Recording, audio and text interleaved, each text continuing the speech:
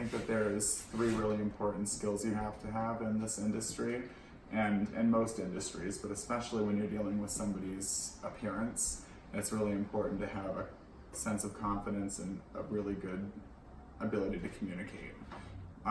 Not only is it important to communicate because you have to network, you have to be able to get referrals, but you also have to be able to relate to the person sitting in your chair and be able to put yourself in their shoes.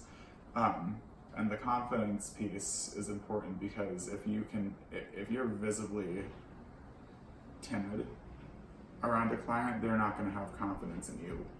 So you have to have a good sense of self to do that and know that you're the professional. You have to sort of take control of the narrative in that position.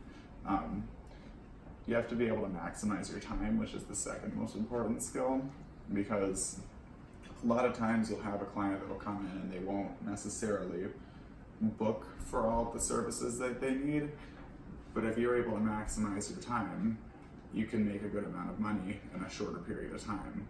It's what's called working smarter, not harder. So that's really important. And furthermore, every person wants to feel like you're taking their time with them. They want to feel pampered, they want to make sure that you are getting the job done right. If it's worth doing, it's worth doing right.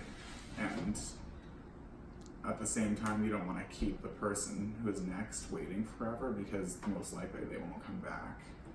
I don't know, like most people are pretty impatient these days. We live in a very fast-paced world, so it's not very considerate to keep somebody waiting any longer than 5 minutes. The next most important thing is having an evolving technical skill, because especially in the cosmetology field, trends are changing every month. You know, there's so much education available, both online and both in person. There's independent educators, there's educators that are with a specific brand, there's education on Instagram, there's in-salon education. Like, you can learn so much from the people that you work with just by watching them. And it's really important to be able to step outside of the box a little bit and to try new things, because you don't want to be one of the stylists that doesn't ever learn new haircuts or new color techniques. It kind of makes you more dated.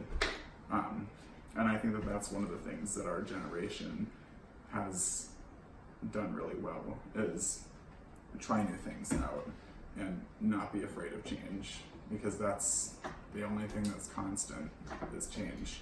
So being able to evolve your technical skill and grow as a stylist is probably the most important thing. Awesome. Thank you. Bye. Thank you.